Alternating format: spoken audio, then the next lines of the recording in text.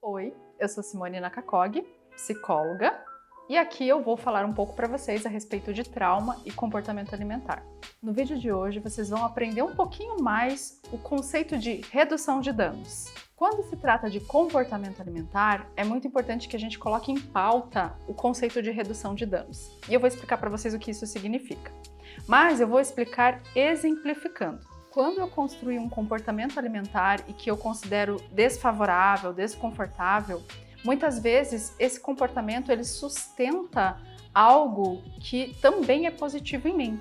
Então, para reduzir um dano, ao invés de retirar esse comportamento, eu vou suavizá-lo de uma outra forma. Como diria Clarice Lispector, a gente nunca sabe qual é o defeito que sustenta o edifício inteiro. Então, esse comportamento que, por exemplo, me ajuda a lidar com uma emoção da qual eu ainda não consigo lidar de outra forma, ele não pode ser retirado. Imagine assim, que o nosso emocional é formado por alguns pilares, como se fosse uma casa. Então, a casa, para ser bem construída, ela precisa ter os pilares bem estabelecidos. Cada pilar desse vai ser um aprendizado emocional que eu trouxe da minha vida. Em geral, aprendizados positivos. Agora, existem outras partes dessa construção que dizem respeito a comportamentos disfuncionais. Por exemplo, lidar com alguma emoção específica com a comida. Para dessensibilizar esse comportamento que é meio disfuncional, é interessante criar um novo caminho neuronal. E é isso que se encaixa lá na redução de danos. O que significa criar um novo caminho neuronal?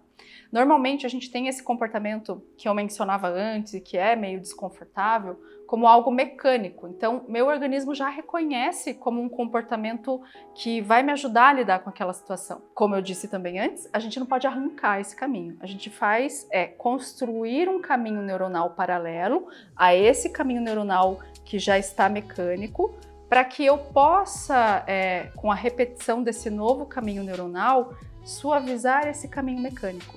Então, se eu lido comendo, se eu lido com as minhas emoções comendo, eu posso tentar distinguir qual é essa emoção para que eu possa lidar com ela de outras formas. Então, se eu me sinto frustrada com alguma situação, eu posso utilizar recursos que eu já utilizo em outras situações e que funcionam. Por exemplo, eu gosto de ir no parque correr.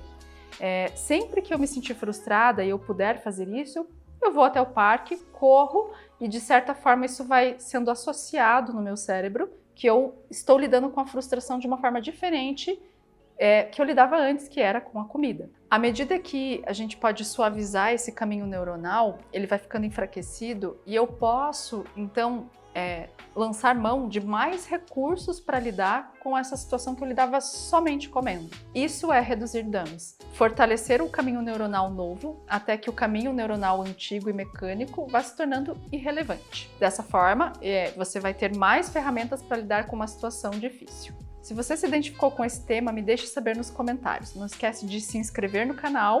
E se você quiser saber um pouquinho mais a respeito de trauma e comportamento alimentar, me segue lá no Instagram. Aqui na descrição do vídeo você encontra o link.